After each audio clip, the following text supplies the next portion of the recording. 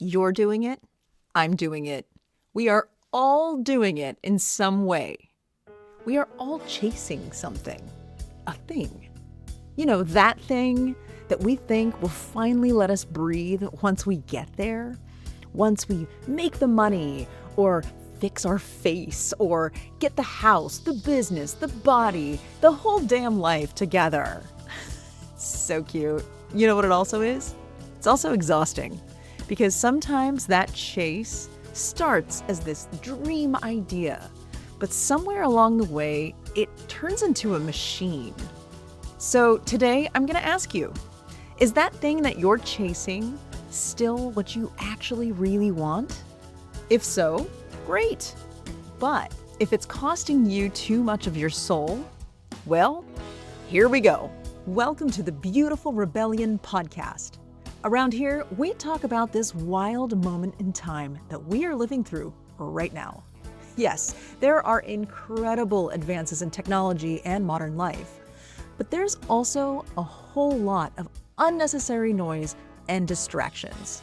Machines are everywhere trying to steer your brain, keep you buying, keep you desiring, keep you arguing with each other, keep your lip zipped, moving along like everything is fine. And this is where we say, stop. What the hell, man? Slow it down. Give me a minute to think, will ya? Hello, I'm BrookeLynn, and yes, my name is just like that bridge in New York City. I'm your host for the Beautiful Rebellion. I'm also founder of Elevator.com, and I am your own personal human reconnection rockstar.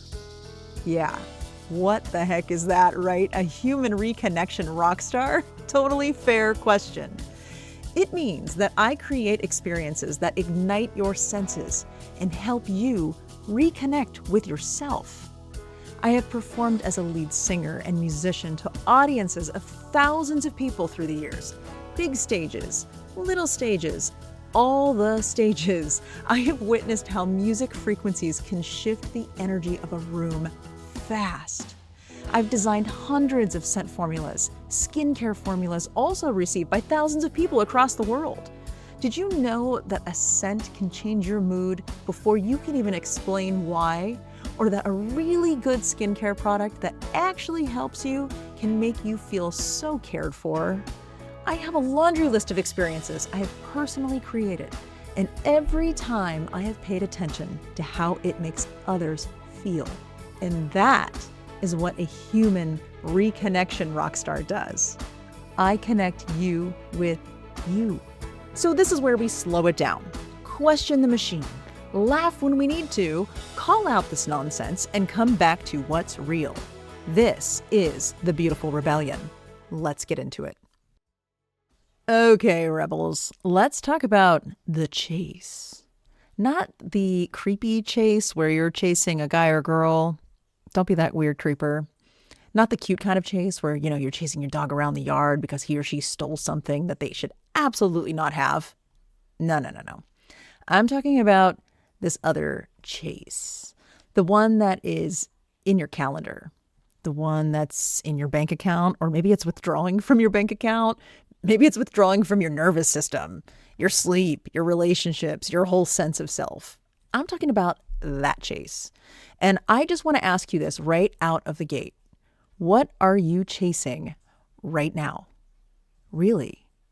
Not what you want to tell people what you're working towards because it all sounds polished and super impressive. No. Not the thing that you're putting in your bio and refining. Not the thing that makes you want to sound ambitious at some dinner party. No. I'm talking about the thing that's actually got your energy by the throat. What is it?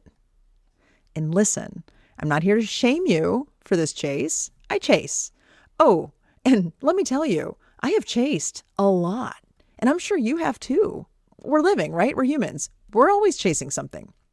Maybe you're chasing or have chased the house, the car, the title, the body, the relationship, the business, the version of yourself that was finally going to make everybody say, wow, look at you. And honestly, sometimes the chase works. And sometimes you do get the thing. Sometimes you get the golden keys, you get the view, you get the applause, you get the outfit, you get the moment where you can look around and say, well, damn, I actually did that. And I'm not going to sit here and pretend that that's not amazing, because it is amazing when you chase something and you actually get it. It can feel so super good. It can also be expensive as hell, exhausting as hell, and weird as hell when you realize that that thing you were chasing didn't actually fix the thing you thought it would fix. And this is where it gets pretty interesting, because the chase, it usually starts pretty innocent. It starts with hope. It starts with, I want better. I want to feel proud of myself. I want to prove that maybe I can do this thing.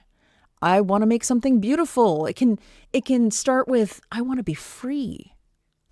It can start with the idea of, I want to finally feel safe.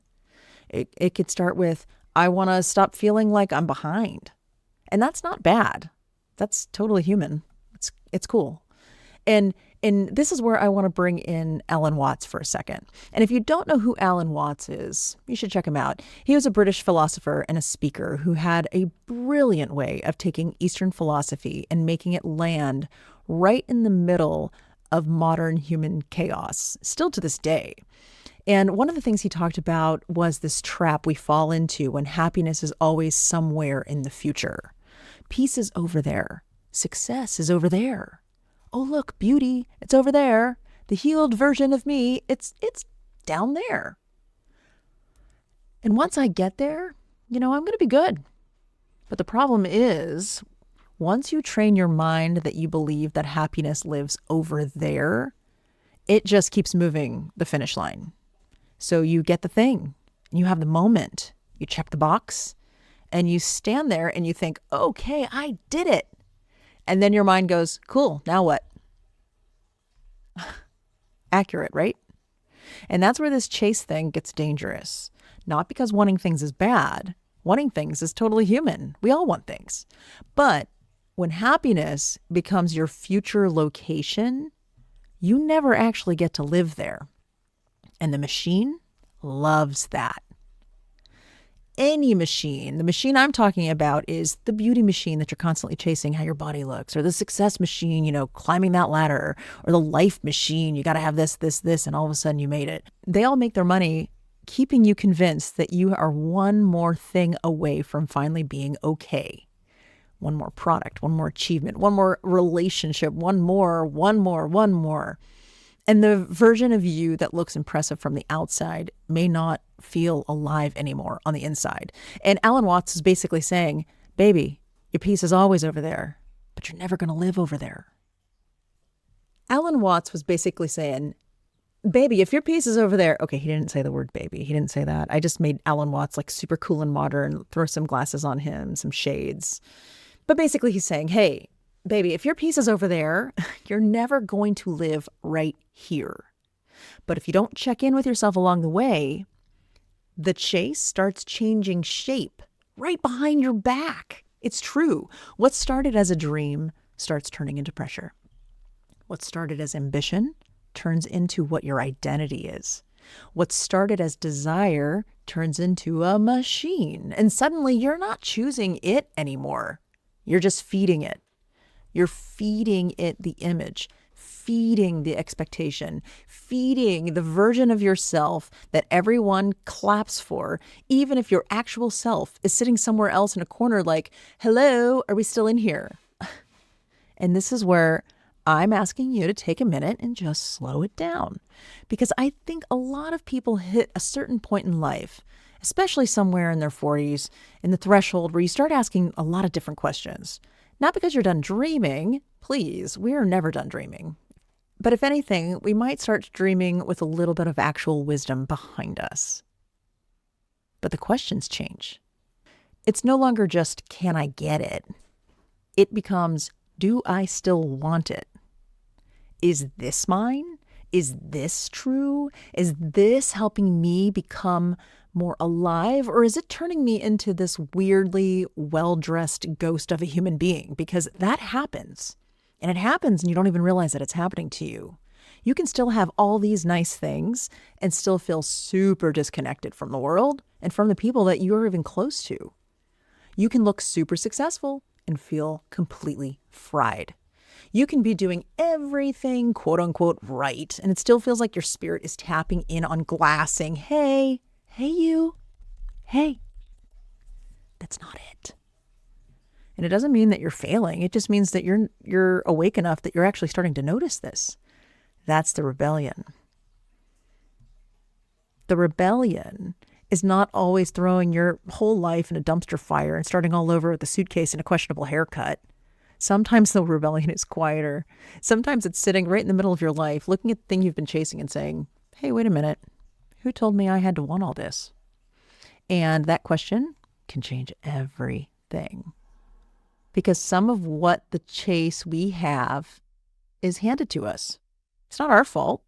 It's handed to us by culture, by family, by capitalism, by heartbreak, by fear, by that one person who made us feel super small, like when we were younger. So we build an entire personality around proving them wrong. And listen, I respect the fire. I totally do. I get it. I've had it. Sometimes the I'll show you can get you through a decade. But at some point, you have to ask if you still want to spend your precious life and your precious time performing for people who were never qualified to define you in the first place. That's the part. That's the little nerve, because underneath the chase, there's usually a need.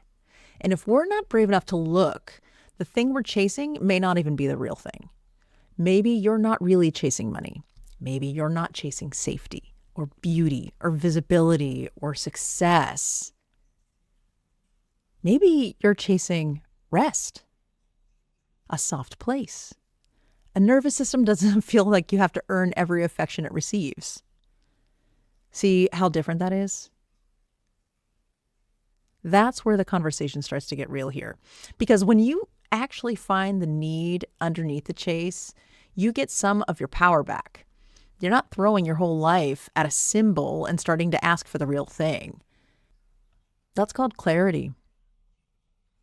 That's the part of you that has lived long enough to know that a shiny thing can be beautiful, and also know, honey, that's not the answer. It could be nice. It could be super fun and fabulous, but it's not your soul.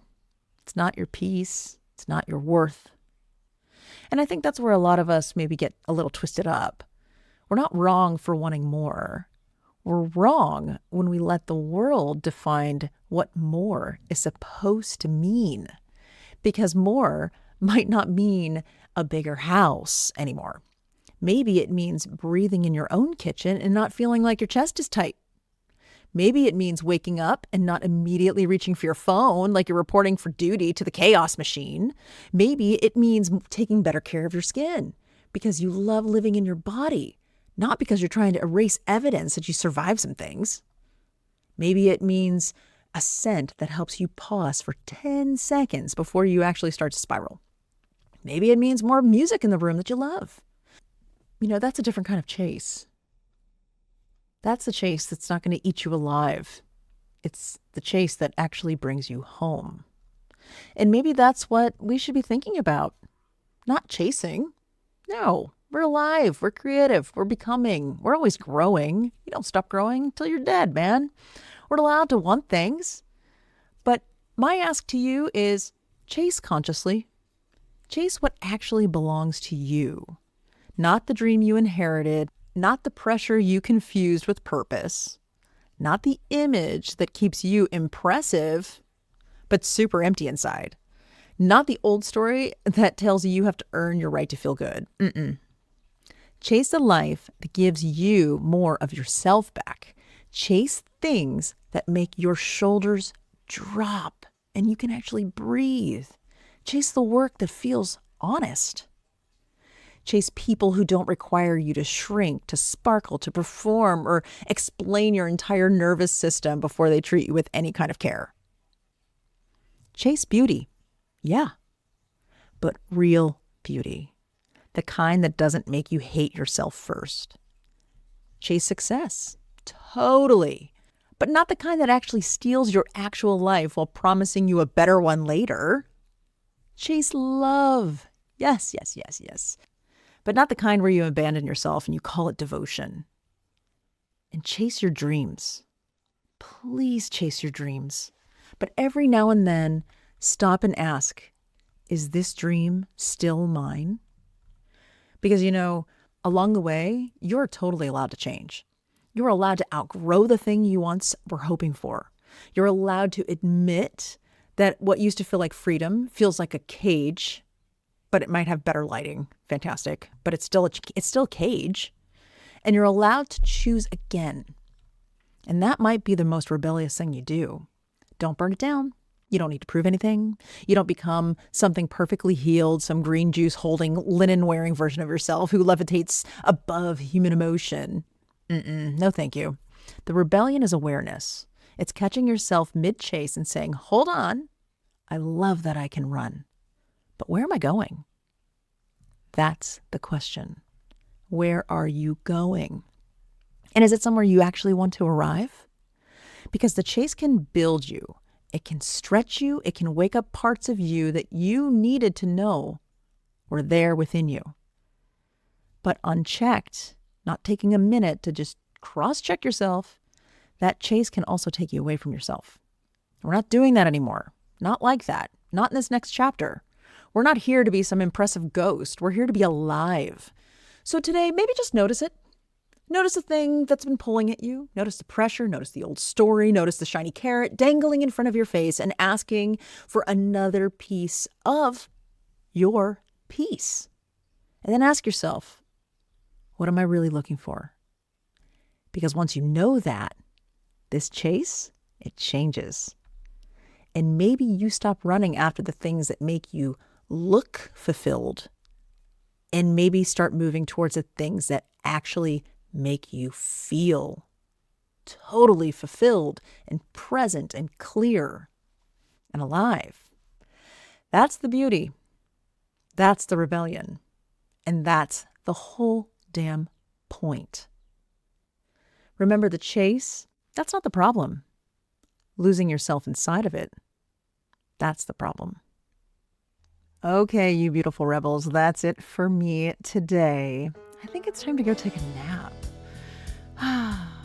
If you'd like to learn more about what goes on in the elevator world, please visit www.ellavator.com, where you can discover more about the beauty of you. Until next time, ciao.